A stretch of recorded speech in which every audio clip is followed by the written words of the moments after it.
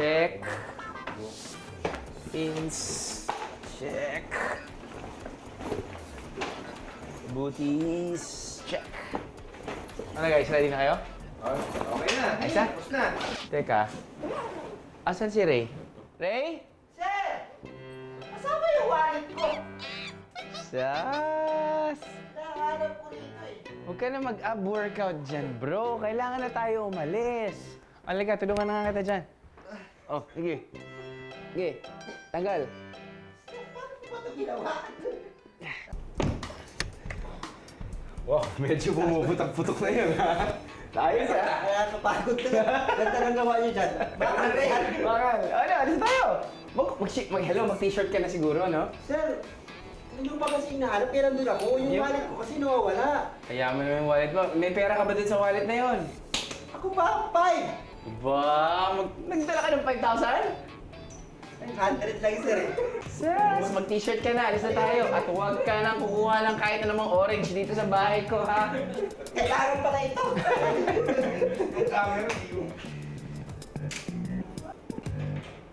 Nangangalahati na ang 2015 mga biyero. And I am happy na kasama ko kayo sa aking mga biyahe na umabot na sa mahigit na 20 destinations this year. Ngayong gabi, babalikan natin ang mga biyahe na pasok at swak sa ating bulsa. Alam niyo mga biyahero, ang biyahe ni Drew Show ay nagmula lang naman talaga sa iisang konsepto in mind, which is budget traveling, di ba? Napaka-importante talaga na kailangan magbakasyon lahat ng tao, di ba? Pero kailangan yung bakasyon na yun, swak sa ating budget. In all seriousness and in all honesty, halos lahat ng napuntahan namin throughout the years, pasok ang 5,000 pesos or around that area. May enjoy nyo na yung lugar, masarap na yung makakainin nyo, at siguradong, nako, pagbalik nyo, kung saan kayo nakatira, marami kayong mga story na pulot at isi-share. So check this out. Pero bagong lahat, disclaimer lang mga biyero, ang mga van rental, bus at boat fare, meals at lodging lang ang binilang namin. Di kasama sa 5,000 pesos na budget ang airfare ha. Depende kasi yan kung may promo o maaga kayo mag-book. Simulan natin ang ating biyahe sa Northern Luzon. Rise and shine! Cagayan! Di ba nga sabi ko sa inyo, my mantra is, start strong! Pati sa pagbabakasyon. Kaya sabak na agad ako at aking crew sa island hopping para libutin ang Cagayan Islands. Tour prices start from 500 to 1,800 pesos per island na inyong gustong puntahan. Pero ang pinakasulit, ang Only Island Hopping. Sa presyong 3,500 pesos, good for 6 to 8 persons na yan ha. Abot kaya rin ang chibog dito. 35 pesos na chicharon o chicha carabao. Hindi yata po perfecto. Ito. Nakakaliw. First time lang ako nakarinig talaga ng chicharon na gawa sa Carabao skin.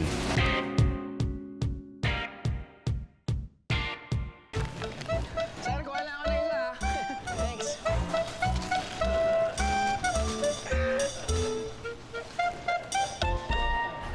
Samahan mo pa ng mainit na pansit battle patong.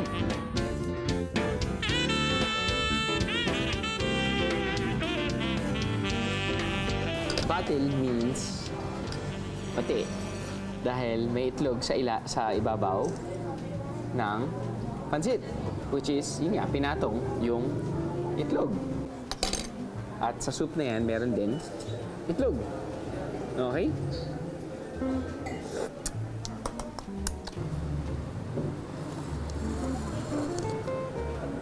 Mainit pa.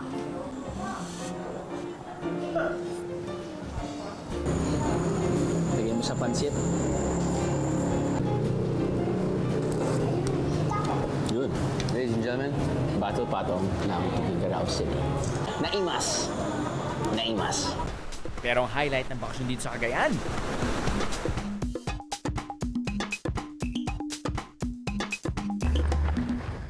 ang tuktok ng sikat na lighthouse na dinrayo ng mga turista. Talagang pinakamahalaga sa mga sasakyang pandagat galing ibang bansa o kaya galing po dito sa atin, yung mga pasaway o kaya yung mga outsiders na mamasukan walang paalam sa amin po. Opo. Kung ano-ano lang ginagawa, nagbabandal, nagkakalat. Kaya pala meron pa kayong dala dito. Opo sir, Para kunyari, ito na po to. Gumagana na po to. hindi na po sir, dito na lang po. Ito na lang. Umalis kayo dyan. Bawal matulog dyan mag-overnight. Oh, ganun po ba? Ay! Yung likod pala ng lighthouse.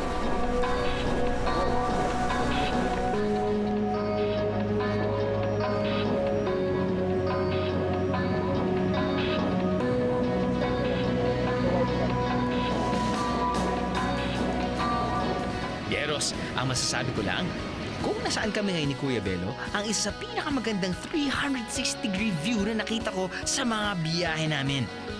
Dude, come on, check it out.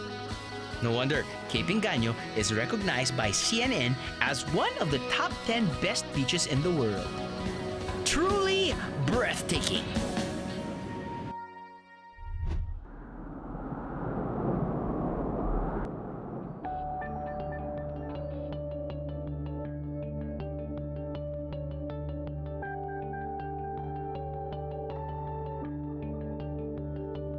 Speaking of breathtaking, naalala nyo ba na ang complete Pulag tour namin ni Mrs. ay inabot lang ng 4,100 pesos per person?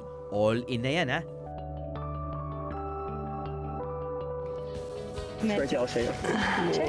Wow! I'm sure nakangiti ang inyong mga pitaka sa presyo na yan. Running time? Probably an hour. Here you go. Woo! Every episode naman meron tayong goal eh. For this episode, it's to reach the summit. Mount Pulag Summit. Pero kapalit naman ng inyong pangangatog ang napakagandang sunrise na hindi mapapantayan ng kahit anong budget. Priceless, ika nga.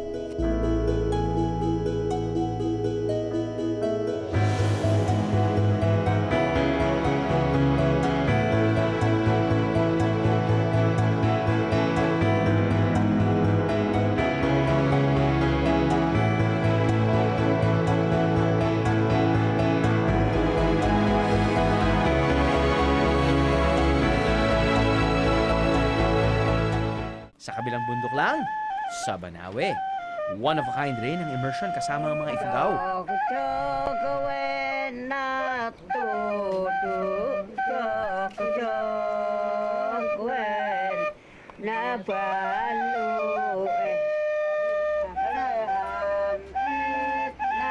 Sa halagang 5,000 pesos kung saan pasok na ang lodging, pamasahe at pagkain, sulit na ang bakasyon nyo dito. Siyempre, pwede nyo ring subukan ang signature activity dito, ang downhill wooden dry ride in true Ifugao style.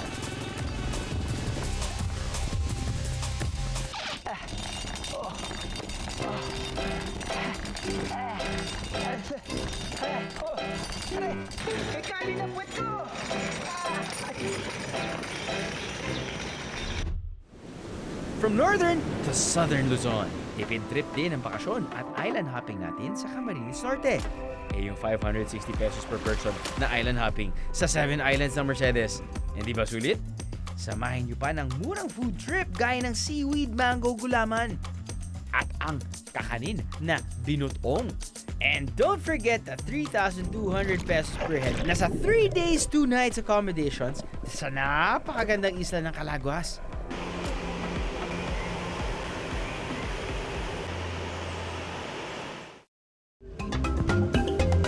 Isa pang mura at magandang island destination ng Zambales. Sa Masinloc, bukod sa snorkeling experience sa atin, naswak sa budget. Memorable rin ang mango tasting natin, remember? Nangangasim na ba kayo ulit, mga biyero?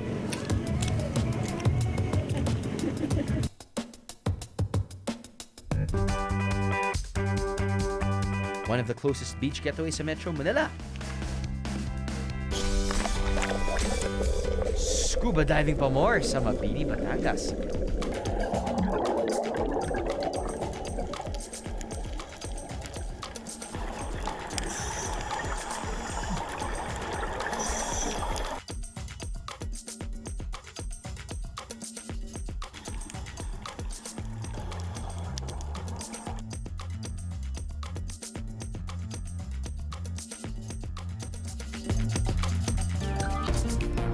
Pero ang most memorable out-of-the-country budget escapade natin ay sa Japan. Konnichiwa, Anu desu. Nihon e yokoso. Ang ganda ng Hokkaido at talagang litaw na litaw to, lalo na kung first time nyo makakita ng snow. Wala naman kasing bayad ang maglaro sa niebe. Winter Wonder style, biheros. Bakit tayo nakamura sa Hokkaido? Karamihan kasi ng mga museum, libre ang entrance. Narinig niyo ba tong kanta na to? Okay, can't sing it, but biggest music box ever for me, I've seen. 10,000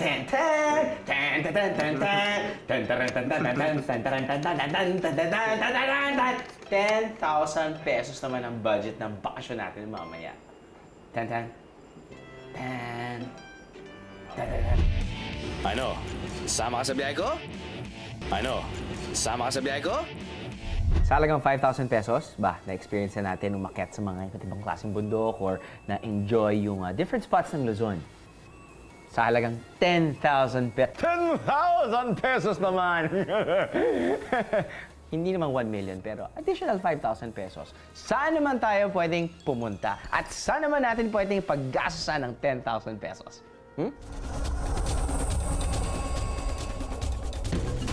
Peso lang daw. Now, back on our list of destinations na umabot sa 10,000 pesos or less na budget. Una, ang kilalang Safari Island sa Pilipinas, ang Busuanga. Pwede mo rin pakainin ng mga giraffe.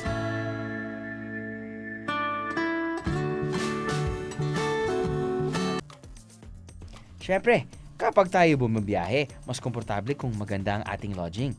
Dito, for less than 5,000 pesos, may mahanap ka ng hotel accommodations with complete amenities. When in Palawan, eat like the locals. Ang sikat dito, ang manla.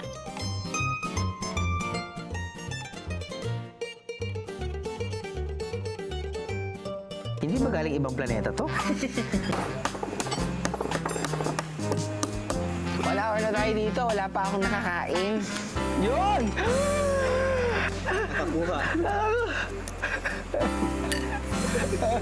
Slow motion. Himala! Wala kang crunch na nararamdaman eh. Pero parang may anghang ng konti. Pero may konting... Hindi ko alam, bakla ba yun? Or... Oo, ganun po talaga niya, sir. Di ba? Ganun po talaga Bakit siya. yung kinakain to? May hipon naman.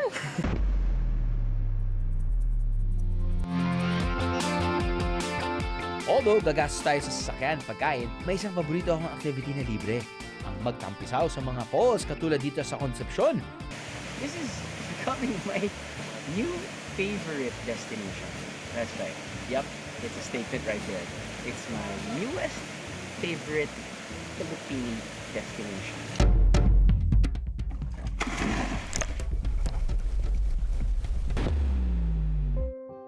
Mula sa Busuanga, puuntahan naman natin ang isla ng Culion na minsang tinawag na Island of No Return. Bakit? Let's find out. Mga biyahero, we are approaching the island of Culion. And once upon a time, Culion was an isolated island. Nandyan po ang mga taong may leprosy. At ang mga taong may leprosy ay gumawa ng eagle image. That eagle image represents appreciation towards the Americans. And the Americans kasi, once upon a time, helped the people with leprosy on that island. Kaya at tahimik man ang isla, di naman mauubusan ang magagawa rito. Gaya ng snorkeling.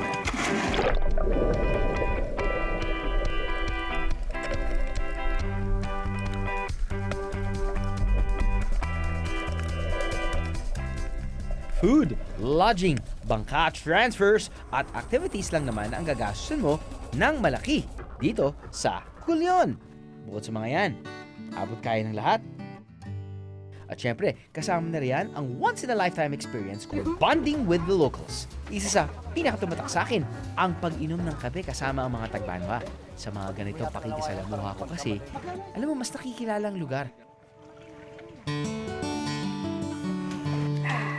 Kape, ala, tagbanwa. Banat inom. Ayun, no, may buo-buo pa. Ayos to.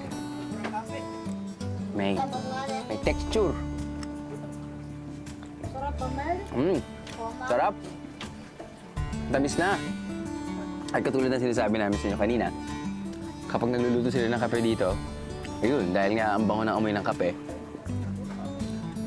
mga tao ay galing sa iba't ibang klaseng o iba't ibang dako sa mismong isla. Lalapit yan dito, kita mo yung mga bata, may dala-dala ng mga tabo. Tapos yun na, pichel, tabo. Kukuha na sila dun sa bagong brewed coffee. Ayun, inuman na. Tinatanong nga, pati mga sanggol, kahit sino, inom ng kape. Bakit? Papalakas daw. Speaking of kape, sa Davao del Sur ko naman natagpuan ang 10,000 peso per kilo coffee.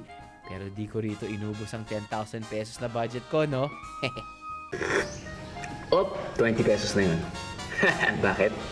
Dahil ito ay civet coffee. Alam niyo ba na ang civet coffee ay isa sa mga pinakamahal na coffee beans sa buong mundo. But you know what? They sell the coffee beans for 1,000 pesos per 100 grams. But if you just want to taste, you know, civet coffee, dito sa Mount Apo, 180 pesos per cup. Pero ang talagang highlight ng ating pamamasyal sa Davao del Sur,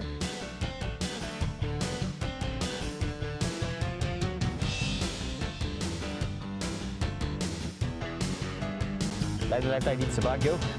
Just kidding. Baguio ng Mindanao. Our number one, our favorite activity.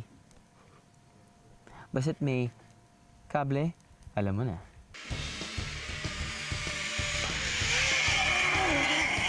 Okay, mga biyahero, sa halagang 550 pesos, pwede kayo sumakay ng 3 zipline. Katulad na itong first one. Okay, view, trees. Eto, you're gonna be ziplining through the trees. 400 kilometers per hour. Minus 350. Safe to para sa mga kids.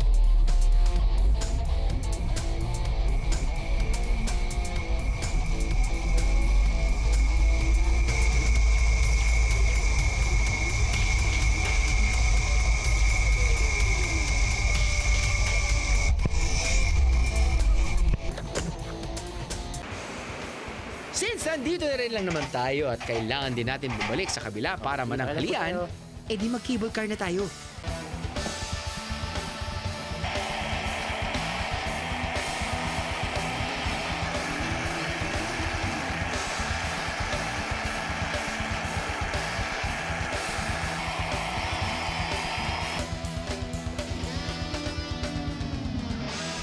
Double the budget, double the fun. Siyempre, mukhang mas malayo ang mapupuntahan natin kapag mas malaking budget.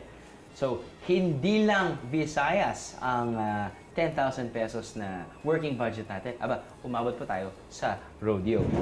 Yeehaw! Yeehaw!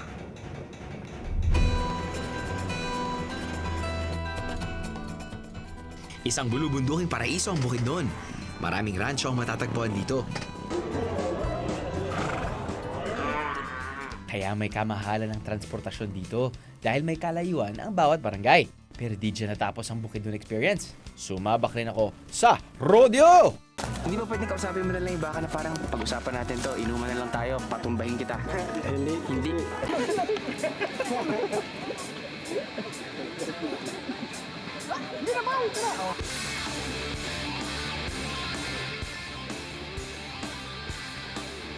Lalo sila! Live kami! Hindi ako naligo ng dalawang araw! Tinamoy ko lang kiligili ko!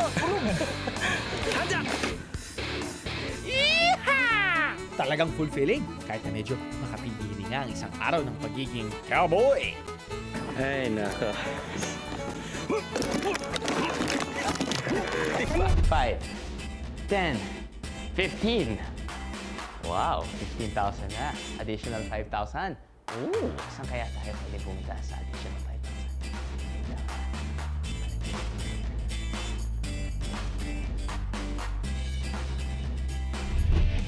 Ano? Sama ka sa biyahe ko? Ano? Sama ka sa biyahe ko? Ay, dyan na pala kayo. Naisip ko kasi, from 5,000, naging 10,000 budget natin. Ang dami natin napuntahan. Biglang binigyan mo pa ng 5,000, that's 15,000 pesos para sa mga hindi marunong mag-math, no? Anywho, iniisip ko ngayon sa 15,000 pesos, ano kayang pwede natin gawin? At, you know what, saan tayo pwedeng pumunta? Mongolia, masyadong malayo. Russia,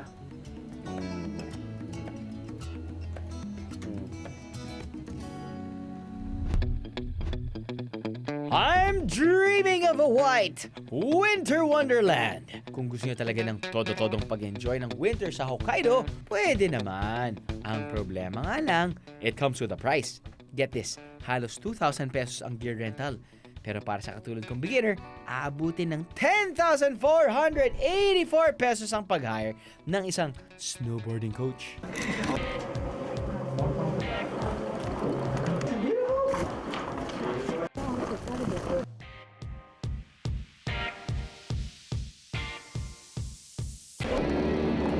Kung hirap naman kayo bumalanse, subukan nyo na lang ang mas murang snow rafting. Wala pang hassle kasi sasakay ka lang.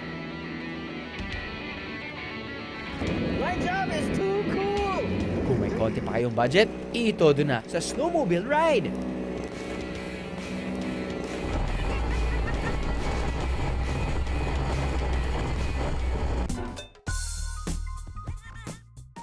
I'm sure mag-enjoy kayo sa Maruyama Zoo. Zoo plus snow. Perfect! Picture kita. Ayan na. Yun, Kidam. Iba't ibang klase ng hayop ang makikita sa kabuuan nitong 22 hectares. Tinuturo ko yung national bird ng Japan. Okay, ito yung mga sobrang cute na pwede mong iuwi.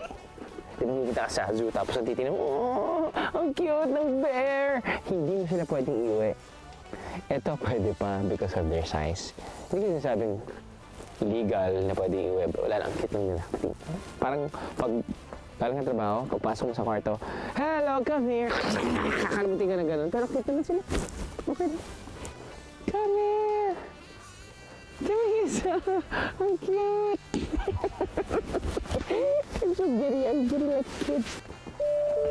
So if ever nagdadalawang isip kayo, is Hokkaido or Sapporo a place for the whole family? I think it is. Snow in July, di ba? Astig yung snow sa Hokkaido. Pero, going back to the Philippines, kailangan din tayo gumastos to experience yung mga once-in-a-lifetime activities katulad nito.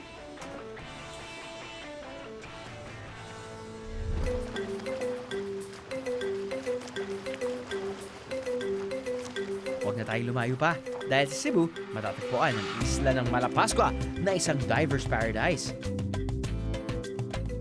Ang 10,000 mong budget, mapupunta sa diving fee at syempre sa matutuluyan mong resort.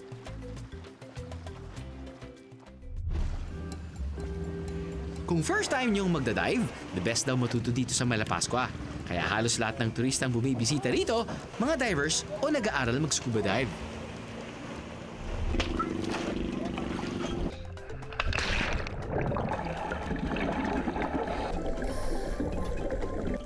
Ang main attraction dito sa Lighthouse Dive Site ay ang Japanese World War II watercraft na nagsilbi ng bahay ng mga nagagandang isda.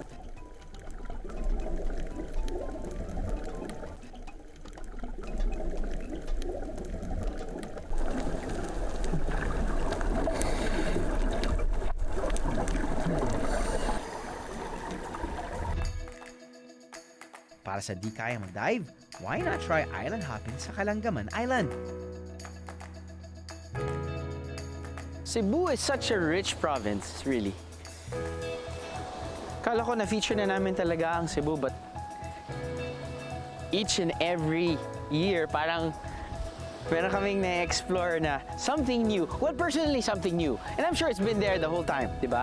Pero like, for example, Cebu, pagdating pa lang sa Cebu, ang ganda na ng dagat. Tapos nun, last year, na-feature namin Moalboal, canyoneering, etc., etc. Panalo. And then, boom, Malapascua. Sa karating isla pa ng Gato, pwedeng mag-cliff jump.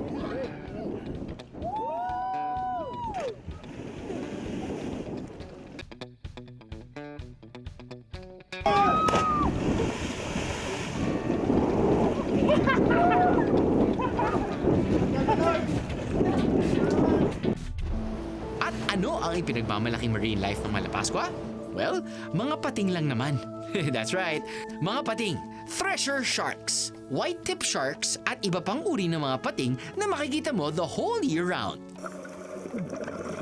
Pero para sa mga privilege na makita ang mga thresher shark, kailangan isa kang advanced diver dahil may lalim na 98 feet or 30 meters ang kailangan sisirin para makita sila.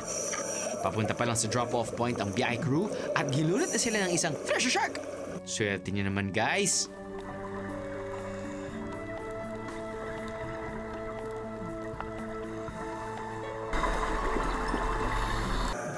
Hanggang sa viewing deck lang pwede sumisid ang divers. Hindi pwedeng lumagpas dito. Hindi rin pwedeng ilawan ang mga thresher shark habang kinukunan. Shy type daw kasi ang mga to at madaling madistract. From a diving spot to a surfing mecca, pasok sa list of 10,000 peso vacations natin ang Isla ng Siargao. Welcome to the surfing mecca of the Philippines. No doubt na ito ang pinakamalaki at pinakasikat na surfing destination ng bansa. Bakit? Ang malalaking alon. Present all year round. Yeah, dude! If you don't believe me, believe them. I think it's the #1 surf spot in Asia. Good weather, good waves, nice people, good food. Different. It's a reef surf, not a beach break, which I'm used to. Yeah, it's beautiful. It's great. It has so many breaks, and it's the most beautiful island I've been to, I think.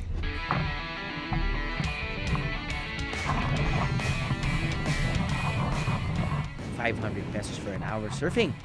Tapos, dagdagan pa ng 1,000 pesos for island hopping and around 500 to 1,000 pesos para sa tanghalian nyo! 2,500 pesos na agad ang damage sa budget.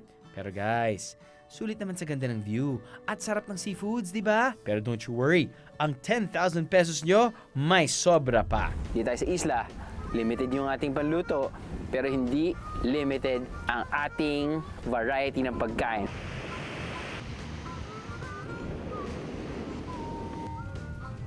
Meron tayong seafood, isda, tuna. Ito, kinilaw na, tanigi. Ito, inadobong pusit. Nga.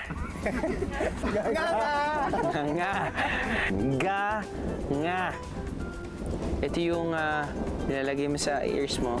Tapos meron kang napapakinggan. Hello, check mic. Check mic. Tanggalin mo yun dyan. Oh! Ah! Oh, ilang sorry.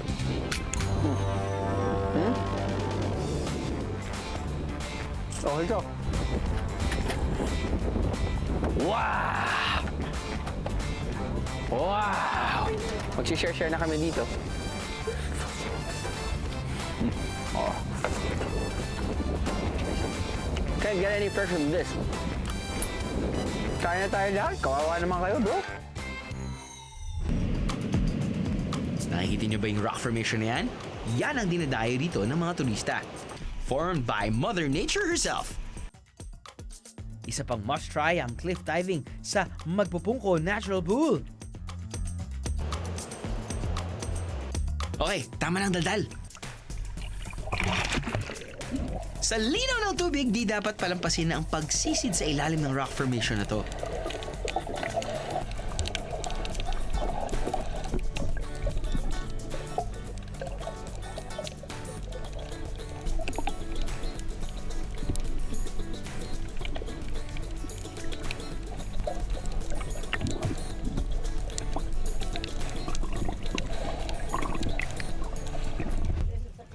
Seafood, surf, beach, locals and foreigners, boys and girls, you name it, Siargao has it.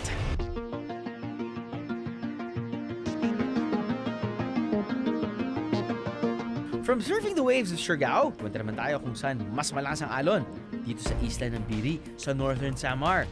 Dahil sa lakas ng hampas ng alon, nabuo ang kakaibang rock formations dito.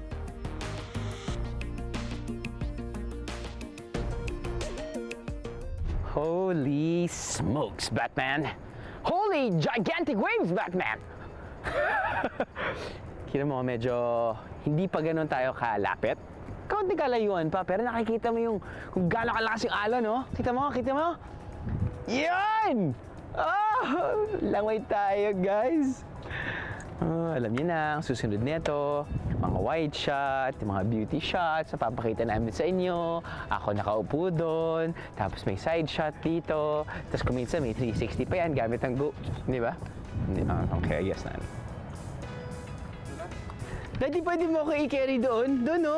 Tapos doon, kanta ka ng, Hey, Baba Richie, Baba! Henna! Henna!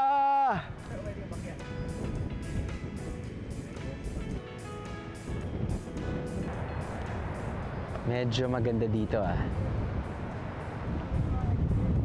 Medyo malakas ang alon. Medyo bad idea to swim.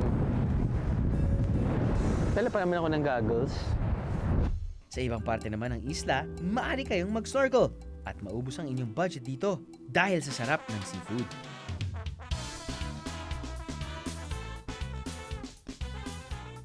Apparently, mahal din yung pagkabenta nila dito. It's 900 pesos per kilo. Now, hindi ko alam kung foreign price yan or price para sa mga turista at hindi local or hindi nanggagaling dito sa malapit yung lobster. Pero yung tuna, ito, yung tuna na umaabot ng 90 pesos per kilo. Hey, that's not bad at all.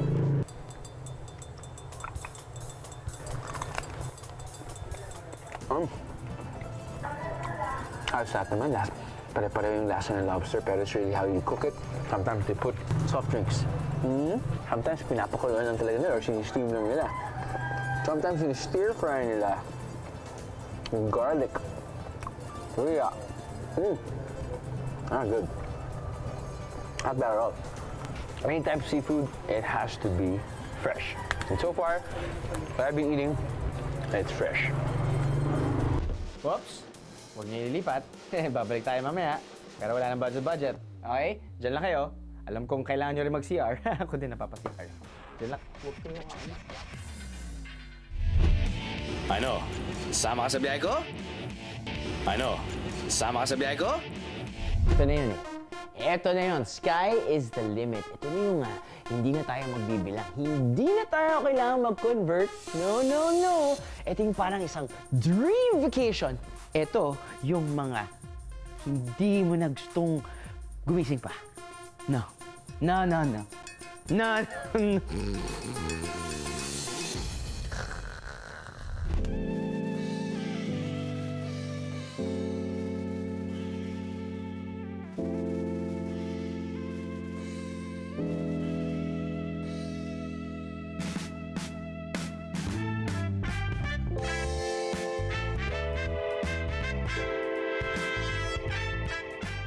Budget? What budget? Welcome to the good life, mga biyahero!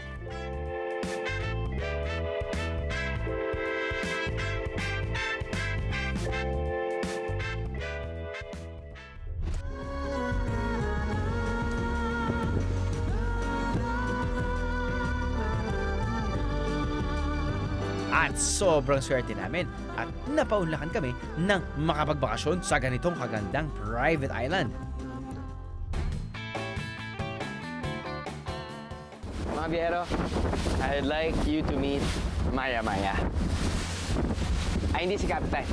Si Captain ay ang captain ng ship called Maya Maya. Pinangalan ng Maya Maya ang private yacht na to dahil sa isdang Maya Maya na mayaman daw sa isla ng Ariara. At hindi lang para mag-picture-picture, pwede mong gamitin at depende yan sa guest. Kung saan nyo gusto pumunta, doon kayo dadalhin. You ask for it and you're gonna get it. So Cap, simulan natin yung ano natin. Biyahe or pag-island hopping. Minsan lang naman kami makayate. Punta tayo doon. Tapos, punta tayo doon. Tapos, punta tayo doon. Hashtag, you love my job. Hashtag, living large. Hashtag, butin lang, hindi ko to pera.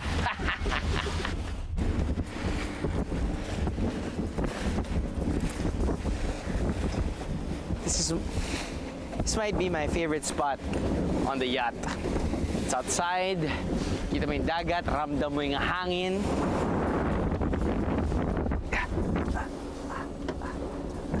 Yes. Best seat in the house. Ang budget na kailangan mo para makapasyal at magbuhay-hari at reyna sa isla na to ng Palawan? No, not 20,000 a night. No, not 50,000 pesos a night. Not 100,000 pesos, but 200,000 pesos a night! Yeah! Kung group of 8 kayo, pwede nyo namang hatiin ng 200,000. So, bale, tig 32,000 pesos kayo a night. Kaching! Sa halagang yan, pasok ang paggamit ng lahat ng amenities.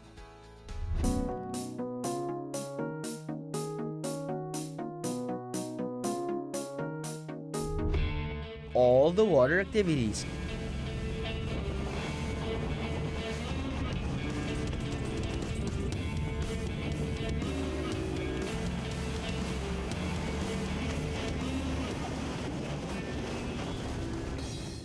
And my favorite, snorkeling in the crystal clear waters.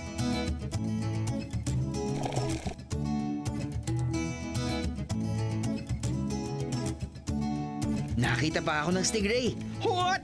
That's right. I'm telling you, Palawan's marine life never ceases to amaze me.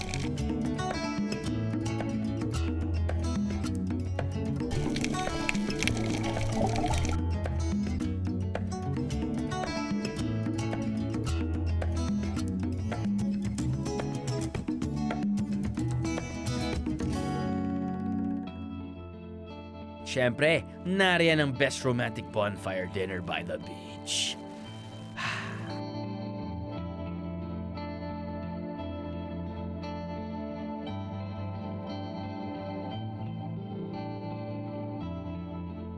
Simulan natin sa lechon. Pero, sorry. Higop muna tayo ng masarap ng soup na bicol. Wow! Pretty good, chef. Hindi ako safe. That's fresh. That's fresh. Squid. So mind you, iniuna ko muna yung swabe yung lasa. Swabe lang.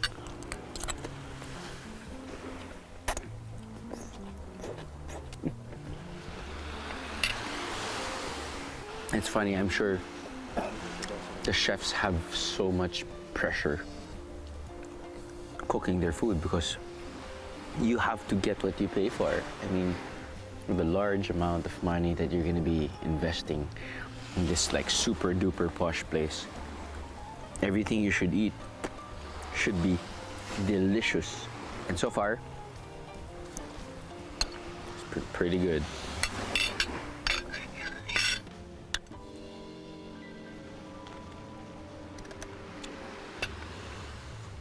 Yeah!